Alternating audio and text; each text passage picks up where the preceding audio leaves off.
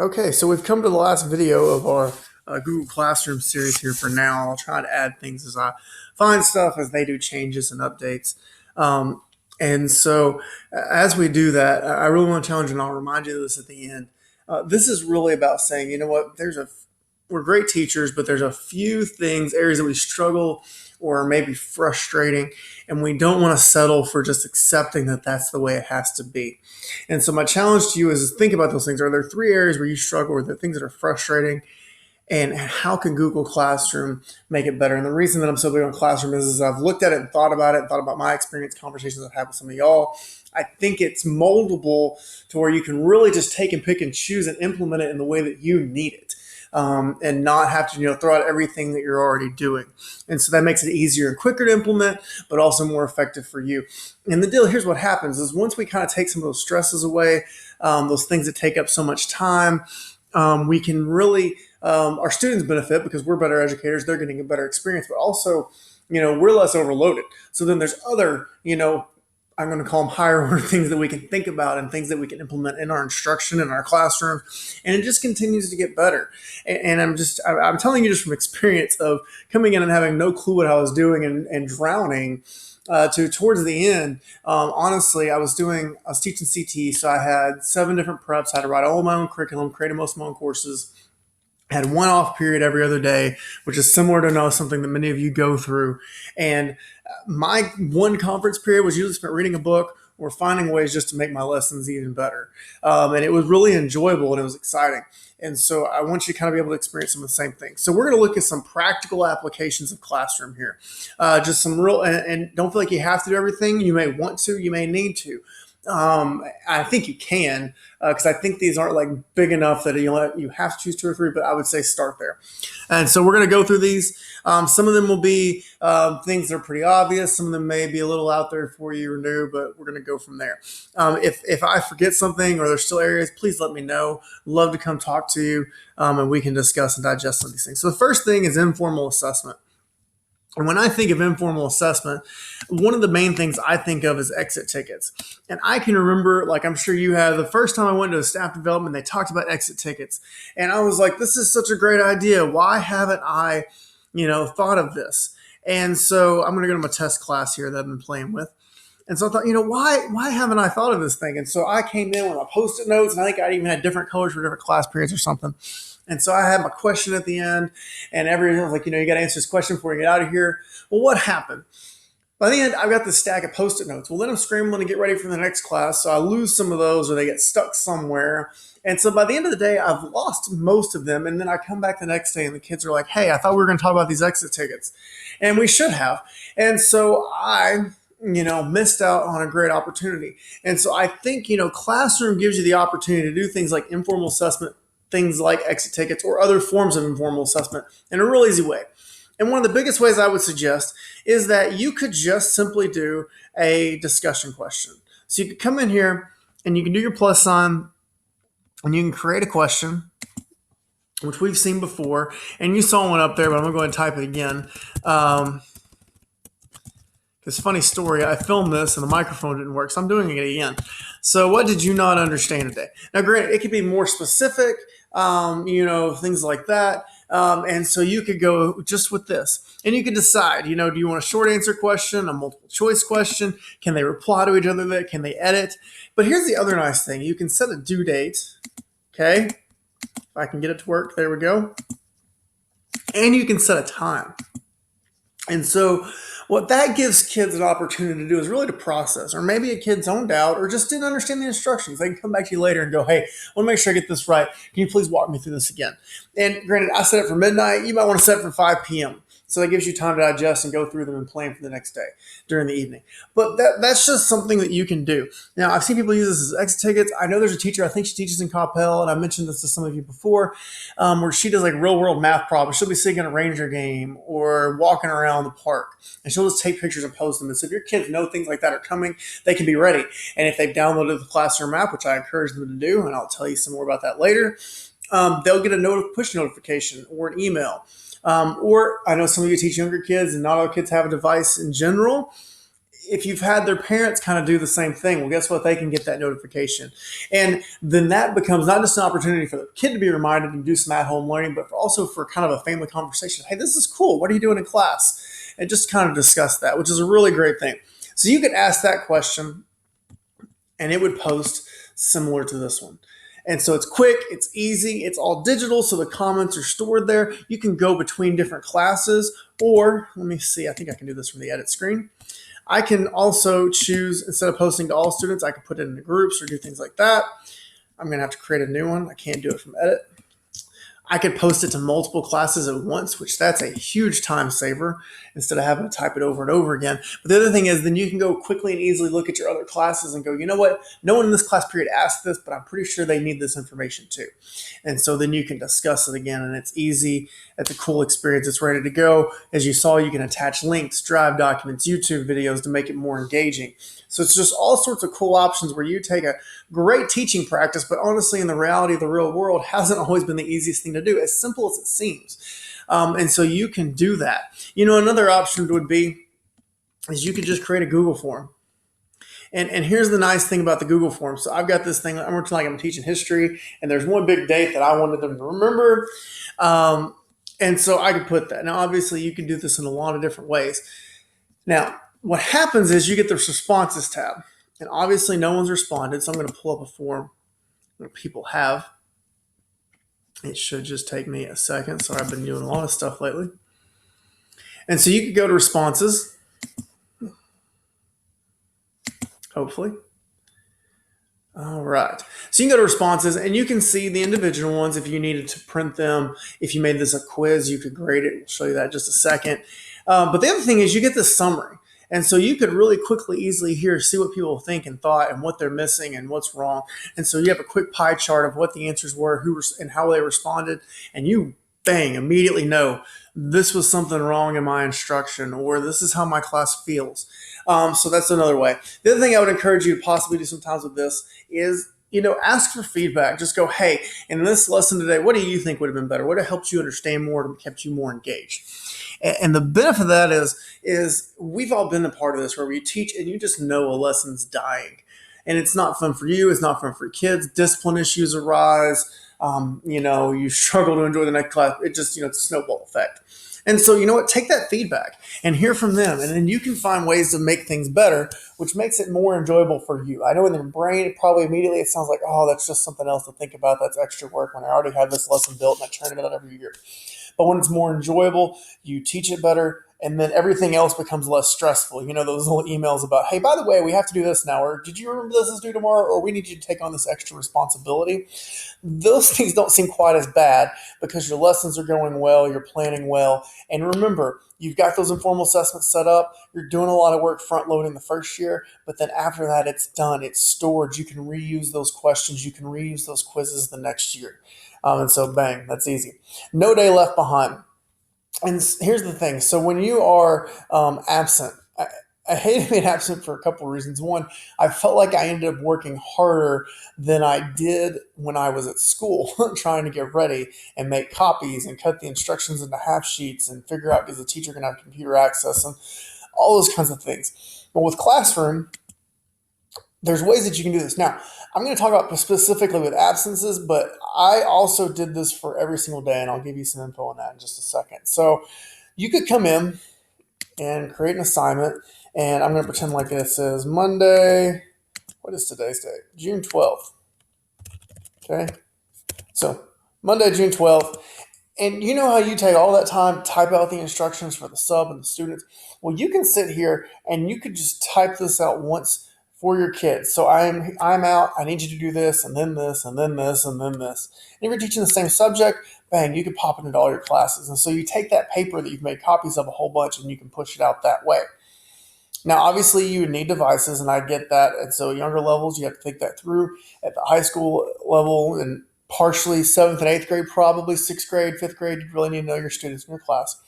I would encourage you, to look into a BYOD option here and plan and strategize lessons where that could work. And I get there's difficulties and issues with allowing kids to use their devices, but I think in this case especially, and in others, some of the benefits outweigh that. And at some point, kids are going to have to be responsible and go, you know what, you've been given this opportunity, this tool in your hands, or in your bags, and you need to learn to use it the right way and maturely. And so you can do those instructions. And then, you know what, you can post a video of your lecture, and you could post links, attachments of notes from Drive, worksheets. And so you could post the notes for the day, a video of the lesson, and then, the worksheet for the day, and probably, a bonus activity that they need. And then you set the due date or whatever you want to do. You could even put in here, I would do this from time to time. Hey, I'm out today, but I've got a repair person coming in to fix the air conditioner. And so I just can't be there, but I am available. So if you need something, email me. And so here's the cool thing about this being digital. They're turning it into Classroom. You can see who's working and who's not. You can answer questions. And so you're not losing a day. Because that's the other thing I hated about absences. It felt like I lost a day and I had to go back and redo everything. And because it could be because they'd say this was lost or this was there. Well, this way, I know it's all there. I know it's ready. So it saves time and all those good things. Now, I mentioned I would do this every day. So when I was teaching SPED, at first I was teaching, one of the classes I taught was world geography.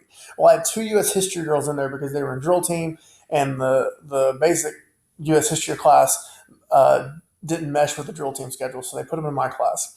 Well, I didn't want them to miss out on learning, and so I started videoing lectures, basically, let them kind of watch and listen to them, take notes while I was teaching world geography, and then I would swap and discuss with them and do things like that. Well, I kind of continued that idea, and so for me, I had a class blog. I wish I had Google Classroom. It would be a lot easier. And every single day, I would take my presentation and I would video it, okay? And I would do that. And there's different ways you can do it. I will tell you in Keynote, you can go into play, you create your presentation just like PowerPoint, you hit play, record slideshow. I know PowerPoint says record, but up until recently, it wouldn't take the audio for some reason. I don't know why. So that's one option. The other option is you can see I've got this extension right here that is Screencastify. It will record your screen. That's what I'm using for all these videos. So that's another option as well. So I would record it. Then I would put in my notes for the day. Sometimes it was notes with blanks. Sometimes it was just the whole thing. Sometimes it was both. Which the other cool piece of that is if you've got kids with accommodations that need teacher notes, well, guess what? It's taken care of. Bang, it's posted. They can go get them. They're available. Okay. Now, you may want to talk with people on campus and stuff like that to see if you still need to give an actual copy, because you do want to make sure you're meeting those kids' needs and meeting those accommodation needs. But just something to think about. And then again, I would post in the worksheet. And so it was all there. And then here's what would happen. A couple things. One, if kids were absent, they knew, hey, everything's there. So if you're home, you can go ahead and work. Or when you get back, you know where to look. Because one of my biggest struggles was keeping up with what happened when a kid was absent. I was great, the day-to-day. But if some kid was absent, I got a new kid in, it was finding and remembering, okay, what do I need? Well, guess what? This way it's all there. And I can say, go look at this, go get this, go turn it in, however. So that's there. And that's one piece of it. Here's the other piece. You're basically front loading. So you start to create and you've got these lessons loaded. Well, guess what happens? Next year, it's still all done. And all you do is you go in and you click this magical reuse post button. You pick what you want. You push it back out to your classrooms. It's like a brand new assignment. You're good to go. And so it's just another way to save you time and stress. Now, specifically in this situation, again, I'm talking about being absent and not losing those days or wasting a day. But in the long run, I'm talking about saving you time, because guess what would happen? After that first year, I didn't have to lesson plan anymore. All I had to do was tweak and improve, and that was it. And that takes a lot less time than full-on lesson planning and the copies and all that kind of stuff. So just something to consider. And if you want to look more into it and logistics of it, let me know. So grading is so 2016. So one of the things about Classroom, obviously this can just be a communication tool, and I think it's a great one. But if you actually create assignments, okay, and I'm going to go to a classroom where we've actually got some assignments created and turned in. If I can find the old one, there it is, high school. So I'm going to go find, hold on. Let's do this one, T-Data Mods. Okay. So I go here and you can see I have all my assignments turned in. And what's awesome is I can sit here and click on this kid Their assignment pulls up. If it's a Google Doc, it would open up as a Google Doc if I click it. Since it's a PDF, it may take it a second to load since I'm doing so much stuff, but it pulls up. And I can sit here and I can look at it and I can see it real quickly. I can type in comments if I want to. I can give them a grade, and then I am done. So see right here, I've got no grade. Where'd he go? There he is. Okay. And so I can sit here, I can type in a grade if I so wanted to, and it's done. And then I go to the next one, and then the next one, and then the next one. And so I am just clicking through, and then I can add comments like, hey, I want to know about this. Can you explain something like this to me? And so the great thing is I can have discussion. I'm grading quickly. And then a couple things. So I can see done and I can see not done. And so I can know real quickly who did it. I can select the not done students and I can send them a message. Hey, don't forget this is their due tomorrow, even though since it's in classroom, they automatically get notifications and reminders, which is a great thing. And so that's there. I can return the work once it's done with their grade, with their feedback, all that good stuff. I can message the whole class. So it's all here. And then the other nice thing is you can either shrink this window or download this into a Google Sheet and shrink that window. And you can sit there and just type the grades into your grade book really fast. Plus, the other nice thing is, and I forgot to mention this with some of the discussion questions and the assignments, everything's date time stamped when you posted it, when it was due. And so those conversations about I didn't know or you didn't tell my baby or whatever, those are gone because it's all right here. The other thing is we know that instant feedback is the ideal situation, right? Kid turns in and I grade it that night. They have their immediate feedback and we move on. That is hard to do in real reality though, but this kind of increases the possibility of that because of how simple and easy it is to do the discussion. And remember, anything you're doing on the desktop, you can do in the app version. So you could be sitting here on your phone while you're watching a show, watching a game, whatever, relaxing in the morning, having a cup of coffee if you prefer mornings like I do, and you're just sitting there and you're tapping and you're typing and you're good to go. Okay. So that's all there. Here's the other piece though, and I'm working on this. I was hoping to have this done before this course, but I'm having to wait till August because I don't want to accidentally mess up class ranks. Supposedly there are ways to integrate the classroom gradebook with Texas gradebook. And my understanding right now is basically you can import this Google Sheet. So you would have a template, you would copy and paste, import, and you'd be done. And when we get a chance, I'm going to look at it and I'm going to play with it. I'm going to see and then hopefully train you if it works. So there'll be just another option to save time. The other thing, I mentioned these deals here, Google Forms, right? So you can go into settings of a Google Form and you can make it a quiz. And you can see I've made it a quiz. And I can choose, do I want to immediately send them their grade or wait because I need to look at something? I can tell them, do I want to see missed questions, correct answers? Maybe I just want some feedback. This is informal. I'm not worried about it. That's an option there. And then again, you can assign point values. And so what this does is with every single one, you get to create an answer key. You decide what the correct answer is. You then decide how many points it's worth. And then from there, you're just creating a form like you would. Difference is when you had responses turned in here, you would automatically see the grades. You would be able to print those grades. Let me go to individual. So you would see a grade up here at the top somewhere. You could print that as a PDF, whatever, to send that to them. You can just sit here and click through if you need to put it in your grade book and see the grades, see the responses. And so it's fast, it's easy, it's simple, and it's just something that, again, I get grading and that fast, quick feedback like you should do as a teacher is one of the hardest things to do. And I think these are a couple options that make it a little simpler. And again, with this, you can also, responses summary. You can also export that to a Google Sheet and accomplish those same things. Now, I know some of you are thinking, especially if you teach math and probably science, maybe some other subjects, I need my kids to show their work. Well, here's the deal. They now offer this file upload. So I can add a question and I can make it a file upload. And what you could do is on their own sheet of paper, have them show their work. You tell them how to name it, organize it, all that good stuff. And then a couple things. If they have apps installed, they can insert that into a Google Doc, and then straight from their drive, they can upload that file that has their work. Okay? Or they can email it to themselves if you wanted that option. And then what happens is it goes into a folder. I'm going to go to the top. It'll have a folder, And for every question, it'll create a folder. So if you want to do multiple file uploads for different things, depending on how you want to organize and do it. And then the kids' documents would be in there for every single question. And so that was one of the hardest things. I'm like, in math, especially, I was like, I think a digital test would be so much easier and faster, but I still need to see their work. What am I going to do? Well, you've got this file upload option where they can do the work on their own page and then upload it. And remember also, you can add in images. So if there's graphics and stuff or, different kind of problems, graphs, you can go download off the web real quick, add them videos if you want to make it more engaging or challenging, depending on the situation.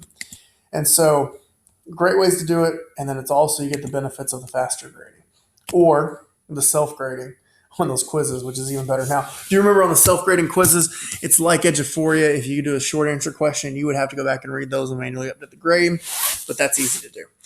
Okay, future ready whether we like it or not. So when I took online classes, the most annoying thing for me was that discussion questions. And I know you're thinking, well, I just told you to do that. Well, I'm getting to that. So I don't know if you remember, but you'd have to post the discussion board one time and then reply twice. Some people are still experiencing this that are in grad school. It was annoying because you'd have to wait for people and you knew you were just kind of throwing, just doing it because you had to or whatever.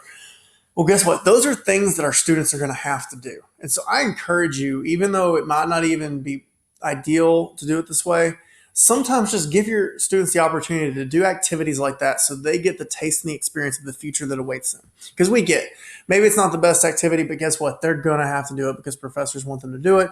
So go ahead and get them used to that. Talk them through the process and explain to them why they're doing it.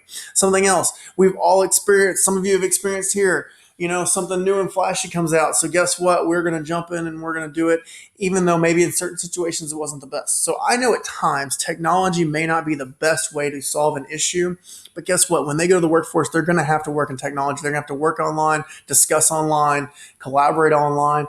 So sometimes I get that it may not be best, but in some activities, go ahead and do it anyways. Just kind of give kids a taste of that. So technology is not the answer all the time. Sometimes it's not the best answer, but there are times where I think even when it's not best, it's still good to do it because, again, it's that future readiness for the workforce to where they're going to have to work in it. Now, I'm hoping you're seeing how Classroom really is a great solution for a lot of problems you have as a teacher.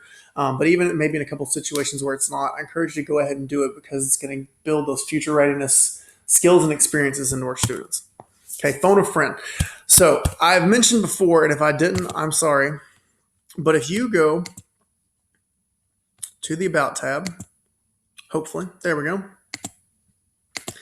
you can add a teacher. Okay, so you can see all the teachers in this class. Now, I'm going to go back to my 3rd and 4th grade class because I don't want to accidentally notify anyone of anything.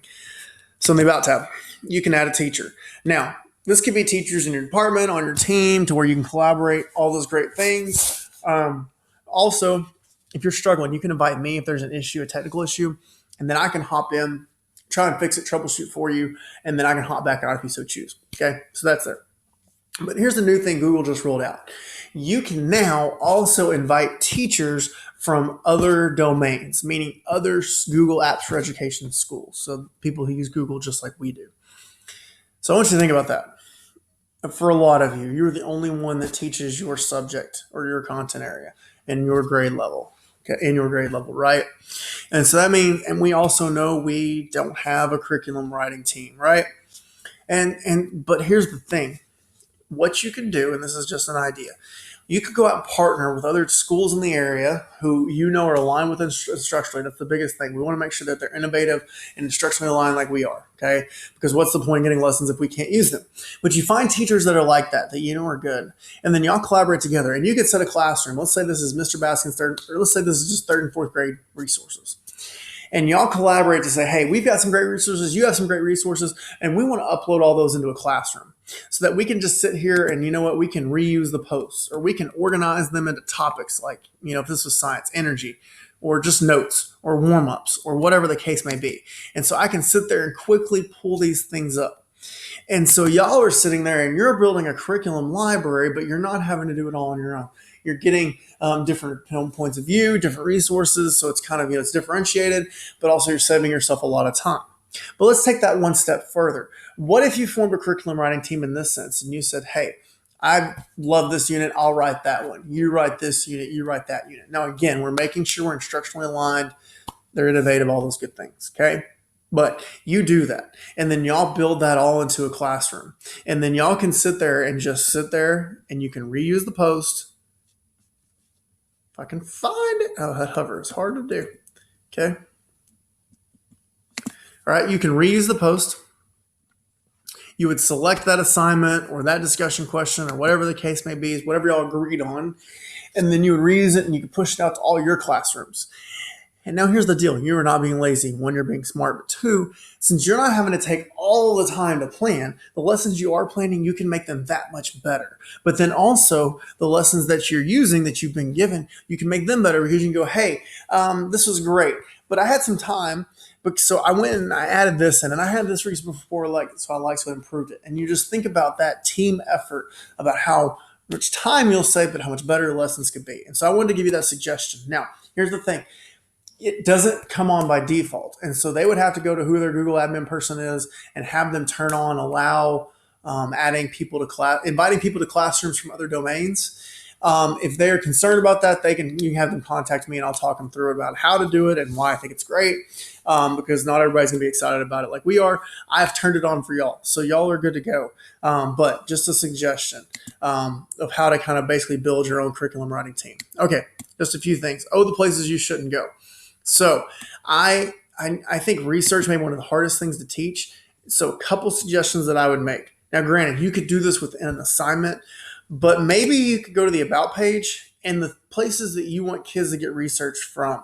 You could add those resources here. So those links or maybe the attachments that you have about how to do that. So those things you're going to have them use over and over again, you can put that here. One great idea is we have some great databases, but I know sometimes it's hard to have them go back to the school website, navigate to the page and get the links and the passwords and stuff like that. Well, just have that info here and then they can use it because a lot of those resources, they can get PDFs of the article, they can annotate them, they can take notes, they can sync them to their drive. It's just awesome stuff. And so you can make it easier for them to access. And then they're pulling from great, solid research resources. Okay, so that's one thing. And plus it keeps them less distracted. They don't get all off on the web and things like that. Another thing I want to show you, and this isn't necessarily classroom related, but I think it's worth talking about. And slides, docs, sheets, maybe forms, I'm not sure. Let's see if forms has it. Nope, they just have a help thing right now. There's this little plus thing down here for Explore. You can also come up here to Tools and go to Explore. And what that does, it does different things in each app. In this one, though, it is a research tool. So you can search the web for things. And I'm going to give you another cool thing. So you've written this paper, and I'm going to pretend I'm writing an article about how to use Google Classroom. Well, when I go to Tools and then Explore or click the plus sign, it automatically searches the web for images, articles. Now, please note, it's not automatically going to do scholarly articles, so it's not like filtered search, but I've found it tries to do a better job of finding good information and good resources, okay? So that's that in there. Here's the cool thing. If I like this quote or this resource, I can click and I can go to it, or I can click plus. It adds the quote in there and it automatically creates a footnote for me, which is awesome. Okay. I know a lot of people have asked, what about bibliographies? Well, I kind of say, I know when I was working on my master's, which I probably should finish at some point, I went online and online tools, even at that time, to do my bibliography. So, I think obviously tell students there's different versions, make sure they're using the right version, but then I think use the tools, use the EasyBib extension, whatever the case may be, so that they can just do it quickly and easily. So I kind of wanted to show you just a couple of ways to let them do research well without getting lost all over the web. And those kinds of things. So it keeps them more focused, saves them time, and they're getting good research and good information. All right, third party is the charm. Now, I want to show you just a few different third-party tools. Now, some of them aren't necessarily directly related to Classroom, but this first one I thought was, because I thought you had to be in Classroom. But I found out, I think you just have to have the Chrome browser open. And what this is, if you go to the Chrome Web Store. Okay. And once you're there, we're going to search for Google Tone. Hopefully. Okay. It's Google Tone. You can see I've already added it. And here's what this does. Your students have their Chromebooks or their laptops pulled up. That thing will broadcast a tone, and whatever your page you're on, it will automatically give them a notification where they click the link and it will take them to that page. And here's why this is awesome, be it for research, maybe there's articles you want them to discuss, read, a video you want them to watch. You know, if you're having to say, okay, click this, then do this, then do this, that takes so much class time. Or even if you put the link, even if you shorted it with Bitly and you go type this in, they're like, well, what was that? Hold on. I'll have to capitalize that. Oh, wait. Can you put the slide back up? I missed it because I wasn't paying attention for 15 minutes. And you think about how much class time you lose just trying to get them into the right spot. Well, this takes that out. Bang, you go. Especially if you're thinking about being in the lab with the younger kids. But I know even teaching seniors. Great tool. So it's Google Tone. All you do is go to the webpage, click that button, it broadcasts the tone. All of them will get a notification. They have to have Chrome open, which is another great thing, because that way they know, hey, that my teacher may be sending me something. I better have my Chrome up and doing the right thing, or they're going to notice that something is not right. And so just a great thing to think about. So that's Google Tone. Not necessarily really Google Classroom, but it was so good I wanted to tell you. This next one is, now I've done a video about this and you may want to go watch it. But I think this may be one of the greatest tools, especially because in Classroom, I've talked about utilizing video in a lot of different ways. But the problem with video is sometimes it's hard to hold kids accountable to watch the right video and to know, did they actually watch it and did they actually learn anything from it? Well, Edpuzzle solves a lot of those issues. When you get to Edpuzzle, you log in and you tell them you're a teacher, and you're going to log in with Google. The reason you do that is that will allow it to sync with your Classroom and sync with your Google Drive, which is going to save you a lot of time and make this an awesome resource. Now, here's the thing. If the first time you'll have to allow some permissions, go ahead and do it. It's safe. Mine's already done, but I'm going to go ahead and click this. I'm going to close out some of these things so this doesn't move too slowly. Okay. So here's the deal. I've already added my classrooms. If you didn't want or hadn't yet, you would just go down and import from Google Classroom. And what's happening here when I talk about third parties of charm, a lot of third-party apps and extensions have integrated with Classroom to where you can go ahead and pull in your classes. And what that will do is that will pull in your rosters. So you don't have to take the time to build your rosters over and over again in all these tools. You do it once in Classroom, then it works everywhere else. So you're getting the most mileage out of your work. Now, here's the cool other thing, though, that now has happened. You can now push assignments out to these students in the app or actually in Classroom. So I'm going to show you how to do that in here. Now, I want to tell you real quick with Edpuzzle. Most of it's free. There are a couple pro features, but I know with some, like the gradebook, you can actually, it's basically as long as you'll click through all these hoops and tell them you'll promote them, then they give it to you for free, which is an awesome thing. So just know that. There's some stuff, but a lot of it's free. So here's what I'm going to do. I would set your classrooms up, then come here and work on this. I'm going to go to search. So you can search, and there's all these videos. Now you'll notice some of them have little red or green icons on them. That means that someone has already taken that video and done the work for you, okay? So there's a chance that, I'm going to go with Pythagorean theorem. There's a chance that first you can find videos where the work has been done for you. Okay, so you can see Pythagorean theorem, a lot of them, everything's been done. Now I'm going to choose for this one though. I want a clean slate. I hover over it, I click use it. Now you can also upload your own videos. You can also copy and paste the URL like from YouTube and do it that way. You could see on the side, you can get it from Khan Academy, YouTube, filter, and things like that. So a lot of great tools. Here's what happens. So I can preview the video, watch the whole thing, and then I can crop it. So maybe there's like just 3 minutes of this video I want to save some class time, so I can crop it down. Okay. The other thing is that I can do with this is, so for example, when I was teaching web, there was a web show that I loved. They were actually two developers and designers, and they would talk about the process of web design in a professional sense. They were great, but it never failed in their first 3 minutes of banter. They cussed like crazy. And so this way I could have cut those 3 minutes out and gotten to the meat of it. And so that's great. Now, so that's what first thing you do, you crop it. The next thing is there's this voiceover, the audio track. You can replace their audio track with your own. Now, one thing I've thought about is that I could think would be fun or useful maybe. Khan Academy or videos like this, maybe you just want your kids to think that you did it. Okay. And so You could replace the audio track with yours. Something else that got suggested to me that it was mentioned in a coaching sense, but I think I could see uses in this other areas, where like you have a film of like an NBA team or something like that. And you're sitting there going, hey, do this, watch that. Hey, you should try this. If you practice this, you can do this. And so you're analyzing it that way. So just another piece or an idea way to do it. So you can add the audio track. This one, audio notes, is different. So you can drag this here wherever you want it. And throughout the video, you could add little notes of, hey, think about this. Hey, let me explain to you what they just said. Now, obviously, you're not only making the video more instructionally useful, but here's the bigger thing. I think video is a great tool, and I think we've all learned in our lives that video is very helpful. For example, I've watched videos recently to fix my dishwasher, my dryer, to make sure I really needed to pay someone to repair my air conditioner. So video is a great tool, but a lot of times our kids don't really know how to watch it as they can consume it, but they don't know how to watch it as a learning tool. And so the other thing you're doing is you're teaching them how to use video as a learning tool, how to think critically, how to process things.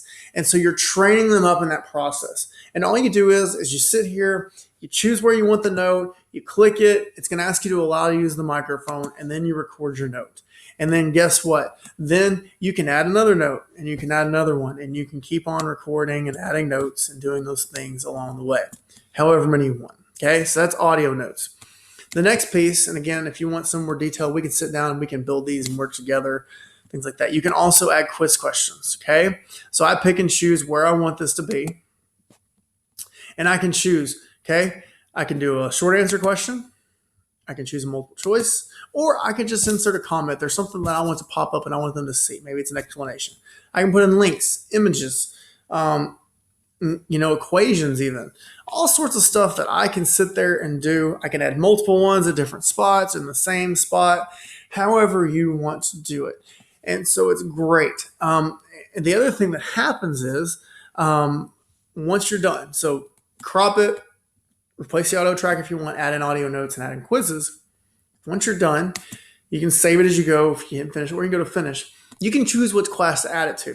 Now, this will add it to the Edpuzzle class, and that's it. It doesn't go beyond that, but I think there's some benefit to doing that. So I'm going to go ahead and assign it to that class because I'm going to encourage you to do two things. If I can get it to work. Oh, I almost forgot the most important part. You can prevent skipping. So what's that mean? They can't scrub through the video. They have to watch the whole video. They have to watch and listen to every note and answer every question, so you know for sure they've done it. Then you can also set a due date if you wanted to. Now I'm going to send this. And here's the nice thing. I can see in here in my classes, I can see who's done it, who hasn't done it, all those kinds of things. Then I have this extra button here where if I wanted to, a couple things. One, you could go grade because, again, you can get the grade book for free and you can grade the assignment. Or you can also post it to your Google Classroom. And so instead of saying, hey, go log into Edpuzzle, do this, well, guess what's happened? Kids are logged into Google already because they're utilizing Classroom on their mobile device, on a laptop, on a Chromebook. And I can sit here and push this out as an assignment or a question. Maybe this is your exit ticket as an Edpuzzle. All right, that's something to think about. And so you can sit there and push it out, put instructions, set a due date, set a topic, push it to multiple classes at once. All those cool options, they're all there. Okay. There's other tools like Quizlet where you can do the same kind of idea, sync it with Classroom, create those flashcards, study sets, whatever you want to call them. Okay. So Edpuzzle though is one I think that would be great, especially if you're going to utilize video your lectures, going to be absent, utilize video, just some great options and a great tool. And again, you think about that future readiness, training our kids about how video isn't just something for entertainment and consumption. It can also be a great tool for learning if you learn how to watch, read, and process it correctly. One thing, couple things, we're almost done. I wish Google Classroom could. So if there is something in here, a problem you have that I haven't discussed or addressed yet, a feature you don't understand maybe, or something you just wish it did, let me know. And probably more than likely we can work on building something in. Just like with the writing portfolio, they've opened up Classroom to where we can code, write scripts, and piece things together, connect with our apps. And so there's probably ways that we can make it work for you. So if you can't figure out how it works for you in different areas or your struggle, let me know. I'd love to talk to you and help you out. Here's a checklist. Now I put summer checklist because I know I'm just sending this out for the first time in the summer. And I'm hoping you're watching it and getting credit for it, all that good stuff. But if not, just make this your next steps checklist, okay? If this isn't the summer anymore. First off, move everything to Drive. If you haven't been doing that, I know that can be new, especially if you're new to using Google in your other district. Maybe you're new to Sunnyvale in your old school district, didn't use Google a lot. And I know it's different, but I am telling you now, even when I'm on my Mac, I'm using Google Drive doc sheets and slides. It's just so great. There's no need for flash drives anymore. It's collaborative. It's awesome. So move everything to Drive. Next up, I would say get organized. Okay. Now you don't have to because there's so many great search features and filter features, but it might help to start organizing your units and things like that into folders or by topic or resource type, however you want to do it. But you might want to go ahead and get organized, okay? Because you're going to live and Drive for the rest of your teaching career. Next, what I talked about at the beginning, identify your 3 biggest weaknesses. Okay. If you want to start with one, that's great, but I would do three things that you were weakness. Weakness probably isn't the right word. 3 things, areas you struggle, areas of frustration that you have. Mine again was there was innovative practices like exit tickets that I knew were good, but I struggled with. I struggled with absent kids. Okay. And then probably tied in with that was just organization in general. So that solved a lot of those issues for me. When I first started teaching, I used PowerPoint. People thought I was innovative. Really, I just had bad handwriting, and my kids couldn't read the board or get to take their notes. And so I had to solve the problem. And that's technology for me. Technology solves problems. And if it's not solving a problem, don't do it. Okay. Now, I will say this. Don't look at it and go, oh, but I hate technology. Oh, it's such an annoying thing. It's going to take too much time. It's an obstacle. You got to work past that because I'm telling you, if you think there's possibly a solution there, there probably really is a solution, and it's going to be a great one. And it's going to make teaching so much more enjoyable. Okay. Front load. I put 6 weeks at a time, maybe back that up to a month. So start to sit down, maybe around August 1, or maybe, at the midweek of the quarter, if you're starting this in the year and you're just thinking through the next unit, and just start to knock them out as you can. Maybe an hour a day before school, after school, on your conference period, whenever you get that. And just start to knock them out a little chunk at a time, filming those videos, attaching those notes, creating those assignments, because you may have noticed I never clicked it, but you can also schedule them so you can tell them when to go. So technically, in theory, by the time school starts, you could almost have your whole lesson planning done for the entire year. Pre-scheduled, it posts for you. You never have to really visit it again except for that morning. What am I doing again today? Oh, yeah. Oh, let me add this because I saw this article or whatever the case is. So that's there. So front load it. And again, you could have the whole year done. Don't set that as a goal because here's what happens. The first day, you only get one done, for example, and then you get defeated and you don't want to do it anymore. So set manageable goals, but start to do that and stick with it. Now, you'll have days where you will knock out 2 weeks in an hour of just creating lessons and videos and things like that. And it's awesome and it's a rush. But start to do that, creating your quizzes and everything. It's going to be a lot of work up front, but you're going to get out in front of it. And then again, remember next year, all you're doing is reusing posts, no more lesson planning, no more copies, none of that stuff. Okay. And remind me later that I said no more copies. And so none of that stuff to worry about, none of those things. And it just begins to make life so much better. Because again, all you're doing is improving, making it better. First day of school, have your students download these apps. On their devices if they have one, or encourage your parents to do the same. Because remember, those notifications come out. They can work anywhere. If you're needing to do some BYOD, that's already built in. It's not, hey, we're going to do this activity. Oh, you haven't downloaded it? Hey, download it. Hey, no, here. No, search that. Make sure you're logged in. All those kinds of things, okay? None of that. So it's all good. Now, I want to mention one more thing that I missed, and I apologize, and then we really will be done. I think I took it out. There was something about the trees. Anyways, so I want to kind of just give one more example as you think about this stuff. So, you'll hear us talk a lot about copies. Now, for me, copies, it's not about the money or whatever. It's about time. And I think this just kind of sums up this whole great idea of that thing, of why I think technology can be great. So here's the deal. We did spend enough on toner to probably buy a Chrome cart for each campus this year, but that's not what this is about. But I do like throwing that number out there just so you do know we spend a lot of toner. But here's the deal. The other day I saw something that said, don't feed your kids out of the applesauce pouches anymore. So I'm thinking, what's going on? Maybe it's poisoning my kid. Well, no, really it was just that the plastic pouches are killing the environment. Okay. Now, I have nothing against the environment. I love it. I think it's good to protect it, be wise about it, and make good decisions in that area. But you know what? It is so cheap and so convenient, especially on road shows, to feed my kids that way. I am not going to make that change. Okay. Now, I know with technology, especially if you think about going to classroom and going more of a paperless classroom, it may not, it may be hard to motivate you. So it may be hard to get motivated to make that change. Okay. If you just think, if I'm just saying, hey, it's the cool thing to do, or, hey, it's going to save us money or whatever, that may not motivate you. But I hope that realizing how much time that all of this stuff can do will be the motivation. And if time doesn't do it, find that motivation, because I promise whatever block there is in there, whatever's kept you from making some of these transitions into tools like Classroom and other things, it is totally worth working through it. It was totally weird for me to plan ahead that far and basically end up planning whole semesters ahead of time.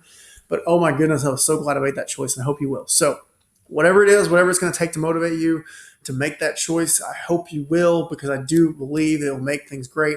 If you still don't believe me, let's sit down, let's talk, let's look at it, because I have talked to some of you where I've realized, you're doing a lot of great things, and just this one little piece is what's going to make it better for you. Okay. And I'd love to help you out with that. If you got questions, let me know. Again, love to sit down with you. Videos are posted as a course, but again, it's free watching. So, feel free to watch them again and again if you need to. Pause, rewind, share. That'd be cool too. Love to help other people out as well. Enjoy your day.